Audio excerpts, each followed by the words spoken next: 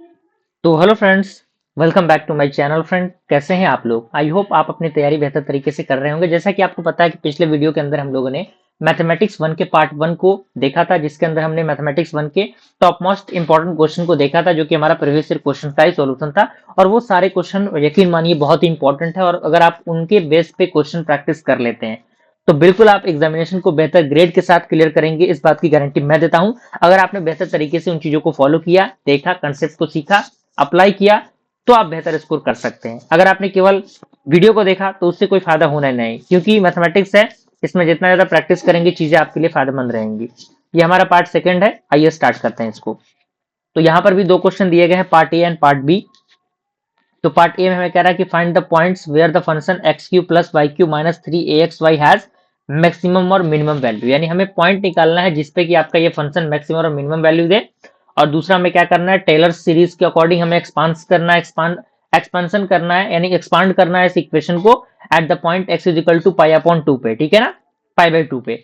तो हमें सबसे पहले यहाँ पे पॉइंट दिया गया है, जहां पे यहाँ पे आपके सामने ये इक्वेशन है। तो मैक्सिमम एंड मिनिमम वैल्यू के लिए हमें एफ एक्स निकालना पड़ेगा, डिफरेंशिएशन करना पड़ेगा इसका।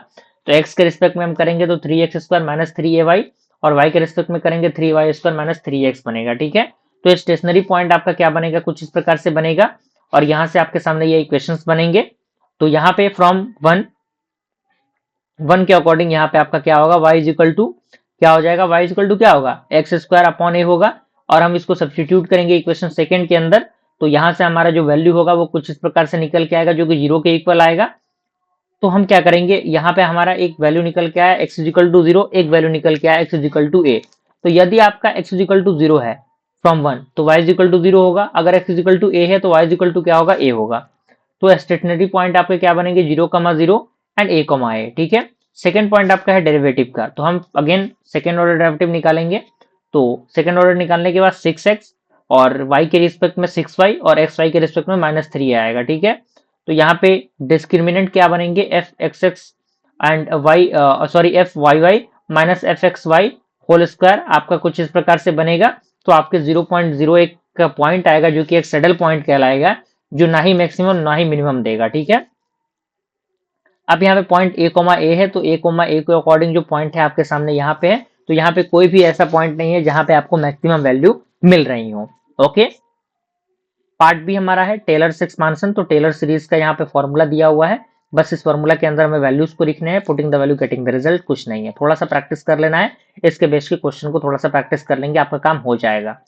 अगला हमारा है क्वेश्चन नंबर सेकंड का part A and part B. Question number second का पार्ट ए कह रहा है कि the part of the parabola y square is equal to 4x and cut off by the latus rectum revolves about the tangent at the vector and find the volume of the real thus generated। यानी जो हमें volume है जो generate हो रहा है उसके according हमें वैल्यू निकालना है जो हमें कर्व मिल रहा है, और हमें ये प्रूव भी करना है कि हमारा ये वैल्यू किसके इक्वल है पार्ट बी के अंदर। तो पार्ट ए के आंसर की हम बात करें तो पार्ट ए का कंप्लीट आंसर यहाँ पे दिया हुआ है। क्योंकि मैं ज्यादा डीप में चीजों को समझाऊंगा नहीं, तो मेरा मेन फंडा है कि जो क्वेश्चन है उनके आंसर को प्रोवाइड कर देना। बाकी आप खुद समझदार हैं, आप चीजों को बेहतर तरीके से समझ सकते हैं, कोई परेशानी दिक्कत आपको नहीं होगी। ठीक है, और हमारे प्लेलिस्ट को देखिएगा, मैथमेटिक्स 1 के बहुत अच्छी तरीके से प्लेलिस्ट को मैंने अपलोड किया हुआ है, बहुत बेहतरीन तरीके से। तो यहाँ पे आंसर आपका कितना आएगा, 16 पाई अपॉन 5 ए क्यू आएगा। ठीक है, एंड क्वेश्चन नंबर सेकंड का पार्ट बी आपके सामने दिया हुआ है। पार्ट बी का बिट में भी कोई प्रॉब्लम नहीं है, गामा फंक्शन यहाँ पे यूज हो रहा है।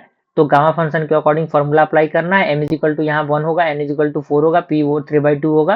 तो यहाँ से आई का वैल्यू आपके सामने कुछ इस प्रकार से आएगा। और अगेन हम स्टेप 2 में हम बीटा गामा फंक्शन का रिलेशन लिखेंगे, जो कि gamma x gamma y upon gamma x plus y होता है। तो यहाँ पे आपका आई का वैल्यू कुछ इस प्रकार से निकलेगा। तो हम जब गामा फंक्शन को यूज करेंगे तो हमारा वैल्यू कुछ इस प्रकार से आएगा। और अगेन हम इसको आइडेंटिफाइंग करेंगे, तो यहाँ पे आपका किसके इक्वल आएगा, गामा 1/4 का होल स्क्वायर अपॉन 6√2 पाई आएगा। ठीक है, तो आपका फाइनल आंसर यही होगा। आगे मूव कर रहे हैं, क्वेश्चन नंबर थर्ड का part A and part B कह रहा है हमें। थर्ड ए के पार्ट के अंदर कह रहा है कि so that the following series is convergent, यानी हमें बताना है कि ये जो सीरीज दिया हुआ है ये कन्वर्जेंट है। और पार्ट बी हमारा क्या कह रहा है, हमें ऑब्टेन करना है हाफ रेंज साइन सीरीज को for f x is equal to e का पावर एक्स के लिए in the interval from 0 to 1। Okay, तो यहाँ पे पार्ट ए की हम बात करें तो पार्ट ए में हमारे सामने पूरा प्रोसेस दिया हुआ है, इसका पूरा सोल्यूशन आपके सामने है। तो यहाँ पे जो सीरीज है वो कन्वर्जेंट होगा एंड इसका सम क्या होगा, 1/3 के इक्वल होगा, जो कि आपके सामने दिया है। कुछ नहीं है, सिंपल सा फॉर्मूला है और उसी फॉर्मूला के अंदर हमें वैल्यूज को पुट करने हैं, हमें आंसर मिल जाएगा। पार्ट बी हमारा क्या कह रहा है, half range sine series apply करना है। तो हाफ रेंज के लिए मैंने जो हमारा पहला पार्ट 1 था, पार्ट 1 के वीडियो में अच्छी तरीके से उसको बताया है। तो यहाँ से हम उसको अप्लाई करेंगे तो हमें आंसर मिल जाएगा, कोई परेशानी दिक्कत नहीं होगी। बस सिंपल सा लिमिट आपको सॉल्व पुट करना आना चाहिए। जो सिंपल इंटीग्रेशन है वो आपको पता होना चाहिए किस तरीके से हम सिंपल इंटीग्रेशन को सॉल्व करते हैं, बाकी कुछ नहीं है इसके अंदर, बस वैल्यू को पुट करना है। क्वेश्चन नंबर 4 का पार्ट ए कह रहा है हमें सो डैट, यानी हमें प्रूफ करना है कि जो आपका सेट डब्ल्यू है वो किसके इक्वल है, ए कॉमा बी कॉमा जीरो के इक्वल, और ए कॉमा बी जो है वो बिलोंग्स करता है रिलेशन को, और ये क्या है, एक सब स्पेस है आर क्यूब का, ठीक है। और दूसरा पार्ट हमारा अगेन हमें कहीं ना कहीं रिलेशन फंक्शंस के अकॉर्डिंग ये चीजें दी गई हैं। तो यहाँ पे हमें इसके सॉल्यूशन की बात करें, थोड़ा सा थ्योरेटिकल पार्ट है यहाँ पे, लेकिन अगर आप इसके बेस पे 2-3 क्वेश्चन प्रैक्टिस कर लेते हैं तो आपका काम हो जाएगा, ज्यादा इसके अंदर आपको देखने की जरूरत नहीं है। ओके, चलिए, ये आपका तीसरा कंडीशन है। क्वेश्चन नंबर 4 का पार्ट भी आपके सामने यहाँ पे दिया हुआ है, इसका आंसर आपके सामने। स्टेप 1 हमें क्या करना है, चेक करना है लीनियर डिपेंडेंस को। स्टेप 2 में हमें एक्सप्रेस करना है वन वेक्टर को एज ए लीनियर कॉम्बिनेशन। अब यहाँ पे आता है क्वेश्चन नंबर 5। आप देख सकते हैं पार्ट 1 में भी क्वेश्चन नंबर 5 में ये क्वेश्चन पूछा गया था, और यहाँ पर भी क्वेश्चन नंबर 5 में ये क्वेश्चन पूछा गया। आप देख सकते हैं कि जो मैट्रिक्स वाला यूनिट है वो कितना इंपॉर्टेंट है, इसीलिए मैंने अपने वीडियो सीरीज में सबसे पहले जो हमारा मेन प्लेलिस्ट है मैथमेटिक्स 1 का, उसके अंदर मैंने मैट्रिक्स को ही सबसे पहले पढ़ा के अपलोड किया हुआ है। तो जरूर आप उनको देखिए, जाइए, समझिए, चीजों को एक्सेस करिए, उनको देखिए, फायदा उठाइए, कोई भी अपॉर्चुनिटी मिस मत करिए, क्योंकि एक अपॉर्चुनिटी आप मिस करेंगे तो कहीं ना कहीं आप बहुत चीजें छोड़ देंगे और बहुत ज्यादा परेशानी दिक्कत होगी आपको। अभी आपको मजा आएगा लेकिन बाद में परेशानी आपको खुद झेलना पड़ेगा अगर आपको अभी बैक लगता है तो। आइए स्टार्ट करते हैं सॉल्यूशन को। तो डायगोनलाइजेशन अप्लाई करना है, तो डायगोनलाइजेशन के लिए मैंने प्रॉपर यहाँ पे जो चीजें अपने वीडियोस में बताई हैं, यहाँ पे मैं ज्यादा नहीं बताऊंगा। यहाँ पे केवल आप देख सकते हैं किस तरीके से हम सिंप्लीफाई कर रहे हैं। डिटर्मिनेंट सॉल्व करना है जिससे आपका लैम्डा 1 0, लैम्डा 2 3 एंड लैम्डा 3 जो आपका है वो -4 आएगा। तो यहाँ पे हमें आइजन वेक्टर फाइंड आउट करने के लिए एक बार 0 पुट करना होगा। तो 0 पुट करेंगे तो वेक्टर हमारा 1,1,1 आएगा। जब हम 3 पुट करेंगे तो वेक्टर हमारा 1,2,1 आएगा। जब हम -4 पुट करेंगे तो वेक्टर आपका 1,-1,1 आएगा। ठीक है, ओके, क्लियर, कोई दिक्कत नहीं होनी चाहिए।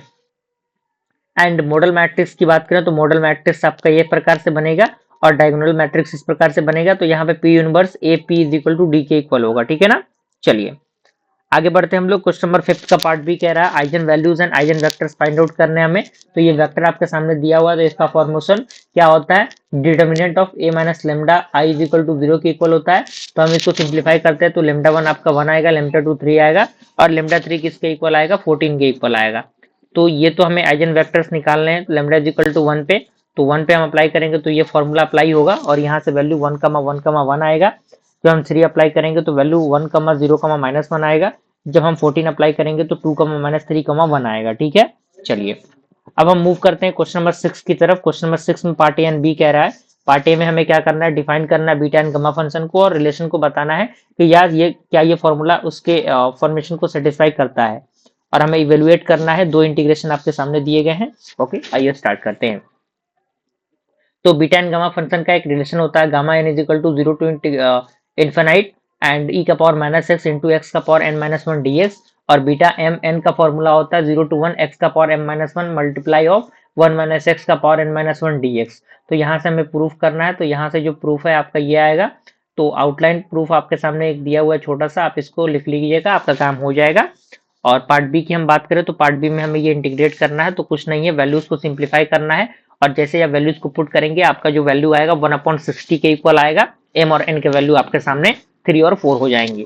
और पार्ट सेकंड में हम बात करें तो सेकंड में आपका जो एम का वैल्यू होगा 1/2 होगा, एन का वैल्यू 3/2 होगा, और कुछ नहीं है, बस वैल्यूज को पुट करने हैं। आपके सामने जो रिजल्ट इसका आएगा पार्ट क्वेश्चन नंबर 6 के पार्ट बी का, पार्ट बी के सेकंड क्वेश्चन का, वो आपका π/2 आएगा। ठीक है, एक आपका 1/60, एक आपका π/2।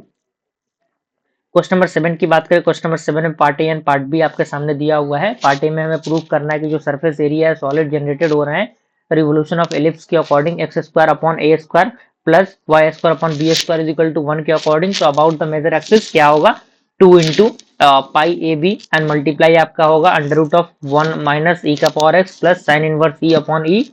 एंड उसके बाद हमें दूसरा क्वेश्चन में शो करना है कि जो सीक्वेंस है n का पावर 1/n वो कन्वर्ज कर रहा है 1 के अकॉर्डिंग की नहीं। तो यहाँ पे आपके सामने प्रूफ पहला क्वेश्चन का दिया हुआ है आपके सामने, ये आपका फॉर्मूला है, और जहां पे ई का वैल्यू किसके इक्वल है, under root of 1 minus b square upon a square के इक्वल है।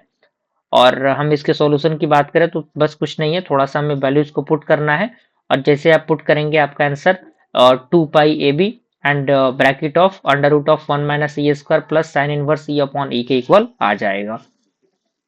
पार्ट बी की हम बात करते हैं। पार्ट बी में हमें क्या करना है, पार्ट बी में हमें वही करना है, n का पावर 1 अपॉन n के अकॉर्डिंग कन्वर्जेंस चेक करना है। तो कन्वर्जेंस के लिए हमें लिमिट का फॉर्मेशन पता होना चाहिए, तो ये 1 के इक्वल आएगा, इसमें भी कोई बहुत बड़ा रॉकेट साइंस नहीं है। आगे हम मूव करते हैं लास्ट क्वेश्चन, क्वेश्चन नंबर 8 का part A and part B कह रहा है। पार्ट ए में हमें प्रूव करना है कि जो रेक्टेंगुलर सॉलिड है maximum value with in the spare is cube, वो क्यूब है, ठीक है। यानी सिद्ध कीजिए कि जो एक गोले के भीतर अधिकतम आयतन वाला आयताकार ठोस एक घन है, हमें ये सिद्ध करना है। और अगला क्वेश्चन हमारा है रोल्स थ्योरम के अकॉर्डिंग।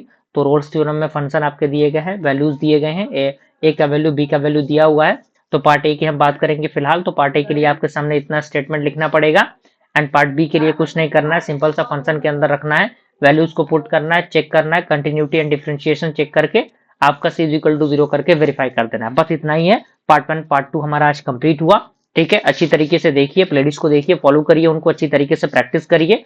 जितना ज्यादा प्रैक्टिस करेंगे उतना ज्यादा चीजें आपके लिए फायदेमंद रहेंगी, और इसी तरीके से अपने सपोर्ट और प्यार को बनाए रखिएगा। मिलते हैं अगले वीडियो में, तब तक के लिए थैंक यू।